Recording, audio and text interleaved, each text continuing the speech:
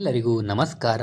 ಮಂತ್ರಾಲಯಕ್ಕೆ ಭೇಟಿ ನೀಡಬೇಕೆನ್ನುವರು ಕೆಲವೊಂದು ವಿಷಯಗಳ ಬಗ್ಗೆ ತಿಳಿದುಕೊಳ್ಳಬೇಕು. ಗುರು ರಾಘವೇಂದ್ರ ಸ್ವಾಮಿ ದೇವಸ್ಥಾನ ದರ್ಶನಕ್ಕೆ ಕೆಲವೊಂದು ಕಡ್ಡಾಯ ನಿಯಮಗಳಿವೆ. ಶ್ರೀ ಗುರು ರಾಘವೇಂದ್ರ ಸ್ವಾಮಿಗಳು ದ್ವೈತ ವೇದಾಂತ ಪರಂಪರೆಯ ಮಹಾನ್ ಸಂತರು. ಮಂತ್ರಾಲಯದಲ್ಲಿರುವ ಅವರ ಬೃಂದಾವನವು ಕೋಟಿ ಕೋಟಿ ಭಕ್ತರ ನಂಬಿಕೆ, ಭಕ್ತಿ ಮತ್ತು ಆಧ್ಯಾತ್ಮಿಕ ಶಕ್ತಿಯ ಕೇಂದ್ರವಾಗಿದೆ.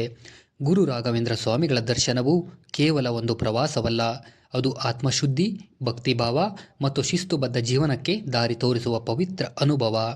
ಈ ಕಾರಣದಿಂದಲೇ ಗುರು ರಾಘವೇಂದ್ರ ಸ್ವಾಮಿ ದೇವಸ್ಥಾನಕ್ಕೆ ಭೇಟಿ ನೀಡುವ ಪ್ರತಿಯೊಬ್ಬ ಭಕ್ತನು ಕೆಲವು ಕಡ್ಡಾಯ ನಿಯಮಗಳನ್ನು ಪಾಲಿಸಬೇಕು. ಈ ನಿಯಮಗಳು ದೇವಸ್ಥಾನದ ಪವಿತ್ರತೆಯನ್ನು ಕಾಪಾಡಲು, ಶಾಂತ ದರ್ಶನಕ್ಕೆ ಮತ್ತು ಎಲ್ಲರಿಗೂ ಸಮಾನ ಅವಕಾಶ ದೊರಕಿಸಲು ರೂಪಿಸಲಾಗಿದೆ. ದೇವಸ್ಥಾನದ ಪವಿತ್ರತೆಯ ಮಹತ್ವ. ಗುರು ರಾಘವೇಂದ್ರ ಸ್ವಾಮಿಗಳು ತಮ್ಮ ಜೀವನದಲ್ಲಿ ಶಿಸ್ತು, ಶುದ್ಧಾಚಾರ ಮತ್ತು ಭಕ್ತಿಗೆ ಹೆಚ್ಚಿನ ಮಹತ್ವ ನೀಡಿದರು. ದೇವಸ್ಥಾನಕ್ಕೆ ಭೇಟಿ ನೀಡುವಾಗ ಅವರ ಉಪದೇಶಗಳನ್ನು ನೆನಪಿಸಿಕೊಂಡು ನಡೆದುಕೊಳ್ಳುವುದು ಭಕ್ತನ ಕರ್ತವ್ಯ. ಅಶಾಂತಿ, ಗದ್ದಲ ಅಥವಾ ಅಶುದ್ಧತೆ ದೇವಸ್ಥಾನದ ವಾತಾವರಣಕ್ಕೆ ಹಾನಿ ಮಾಡುತ್ತದೆ. ಆದ್ದರಿಂದ ನಿಯಮಗಳನ್ನು ಪಾಲಿಸುವುದು ಭಕ್ತಿಯ ಒಂದು ರೂಪವಾಗಿದೆ. ವೇಷಭೂಷಣ ನಿಯಮಗಳು.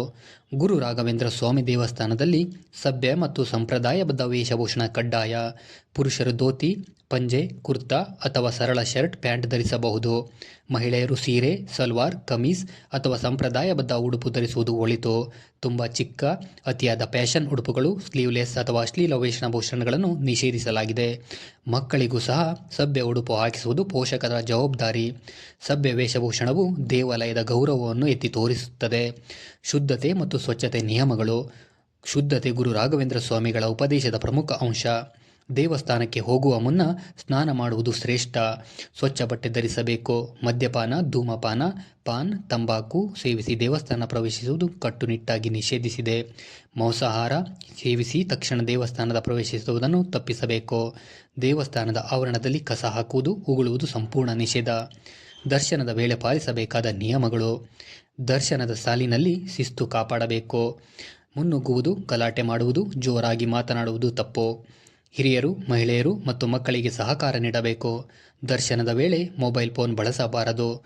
ಬೃಂದಾವನದ ಮುಂದೆ ಹೆಚ್ಚು ಸಮಯ ನಿಂತು ಅಡ್ಡಿಪಡಿಸಬಾರದು.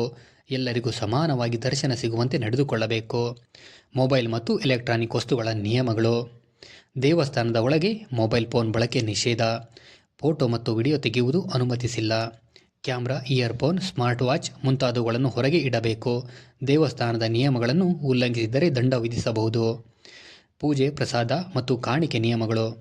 ದೇವಸ್ಥಾನದಲ್ಲಿ ಅಧಿಕೃತವಾಗಿ ನಿಗದಿಪಡಿಸಿದ ಪೂಜೆ ಕ್ರಮವನ್ನು ಮಾತ್ರ ಅನುಸರಿಸಬೇಕು. ಪೂಜೆಗೆ ಅಗತ್ಯವಿರುವ ವಸ್ತುಗಳನ್ನು ಅನುಮತಿ ಇಲ್ಲದೆ ಒಳಗೆ ಕೊಂಡೊಯ್ಯಬಾರದು. ಕಾಣಿಕೆಗಳನ್ನು ಹುಂಡಿಯಲ್ಲಿಯೇ ಹಾಕಬೇಕು. ಪ್ರಸಾದವನ್ನು ಗೌರವದಿಂದ ಸ್ವೀಕರಿಸಿ ವ್ಯರ್ಥ ಮಾಡಬಾರದು. ಪ್ರಸಾದವನ್ನು ಕೆಳಗೆ ಬೀಳಿಸಬಾರದು ಅಥವಾ ಅಸಡ್ಡೆಯಿಂದ ಬಳಸಬಾರದು. ಮಕ್ಕಳೊಂದಿಗೆ ಬರುವ ಭಕ್ತರಿಗೆ ಸೂಚನೆಗಳು. ಮಕ್ಕಳನ್ನು ಸದಾ ನಿಮ್ಮ ಮೇಲ್ವಿಚಾರಣೆಯಲ್ಲಿಡಿ. ಓಡಾಟ, ಗದ್ದಲ ಮಾಡುವುದನ್ನು ತಡೆಯಬೇಕು. ಬೃಂದಾವನದ ಬಳಿ ಆಟವಾಡಲು ಬಿಡಬಾರದು. ದೇವಸ್ಥಾನದ ನಿಯಮಗಳ ಬಗ್ಗೆ ಮಕ್ಕಳಿಗೂ ತಿಳಿಸಿ. ಹಿರಿಯ ನಾಗರಿಕರು ಮತ್ತು ಅಂಗವಿಕಲರಿಗೆ ಗೌರವ ನೀಡಿ ಹಾಗೂ ದರ್ಶನದಲ್ಲಿ ಆದ್ಯತೆ ನೀಡಿ. ಅವರಿಗೆ ಆಸನ ವ್ಯವಸ್ಥೆ ಇದ್ದಲ್ಲಿ ಸಹಾಯ ಮಾಡಬೇಕು. ಧಕ್ಕೆ ಅಥವಾ ನಿರ್ಲಕ್ಷ್ಯ ತೋರಬಾರದು. ದೇವಸ್ಥಾನದ ಸಿಬ್ಬಂದಿ ಮತ್ತು ಸ್ವಯಂ ಸೇವಕರಿಗೆ ಗೌರವ ನೀಡಿ. ದೇವಸ್ಥಾನದ ಅರ್ಚಕರು, ಸಿಬ್ಬಂದಿ ಮತ್ತು ಸ್ವಯಂ ಸೇವಕರು ಸೂಚಿಸುವುದನ್ನು ಪಾಲಿಸಬೇಕು. ಅವರೊಂದಿಗೆ ವಾದ ವಿವಾದ ಮಾಡಬಾರದು. ಅವರು ದೇವಸ್ಥಾನದ ಶಿಸ್ತು ಕಾಪಾಡುವ ಸೇವೆಯಲ್ಲಿ ನಿರತರಾಗಿರುತ್ತಾರೆ ಎಂಬುದನ್ನು ಮನಗಂಡಿರಬೇಕು. ಮನೋಶುದ್ಧಿ ಮತ್ತು ಭಕ್ತಿಭಾವ. ಗುರು ರಾಘವೇಂದ್ರ ಸ್ವಾಮಿ ದೇವಸ್ಥಾನಕ್ಕೆ ಹೋಗುವಾಗ ಮನಸ್ಸು ಶುದ್ಧವಾಗಿರಬೇಕು. ಅಹಂಕಾರ, ಕೋಪ, ಅಸಹನೆ ಬಿಟ್ಟು ಒಳಗೆ ಪ್ರವೇಶಿಸಬೇಕು. ಗುರು ರಾಘವೇಂದ್ರ ಸ್ವಾಮಿಗಳ ಮೇಲೆ ಸಂಪೂರ್ಣ ನಂಬಿಕೆ ಇರಬೇಕು. ದರ್ಶನದ ಸಮಯದಲ್ಲಿ ಪ್ರಾರ್ಥನೆ, ಜಪ ಅಥವಾ ಧ್ಯಾನಕ್ಕೆ ಮನಸ್ಸು ಕೊಡಬೇಕು. ಗುರು ರಾಘವೇಂದ್ರ ಸ್ವಾಮಿ ದೇವಸ್ಥಾನದ ದರ್ಶನವು ಜೀವನದಲ್ಲಿ ಶಾಂತಿ, ಧೈರ್ಯ ಮತ್ತು ಆಶೀರ್ವಾದ ನೀಡುವ ಮಹತ್ತರ ಅನುಭವ. ಈ ದರ್ಶನ ಸಾರ್ಥಕವಾಗಬೇಕಾದರೆ ಕಡ್ಡಾಯ ನಿಯಮಗಳನ್ನು ಶ್ರದ್ಧೆಯಿಂದ ಪಾಲಿಸುವುದು ಅತ್ಯವಶ್ಯಕ. ನಿಯಮಗಳನ್ನು ಪಾಲಿಸುವುದರಿಂದ ದೇವಸ್ಥಾನದ ಪವಿತ್ರತೆ ಉಳಿಯುತ್ತದೆ ಮತ್ತು ಪ್ರತಿಯೊಬ್ಬ ಭಕ್ತನಿಗೂ ಸಮಾಧಾನಕರ ದರ್ಶನ ಸಾಧ್ಯವಾಗುತ್ತದೆ. ಗುರು ರಾಘವೇಂದ್ರ ಸ್ವಾಮಿಗಳ ಕೃಪೆ ಎಲ್ಲರ ಮೇಲಿರಲಿ.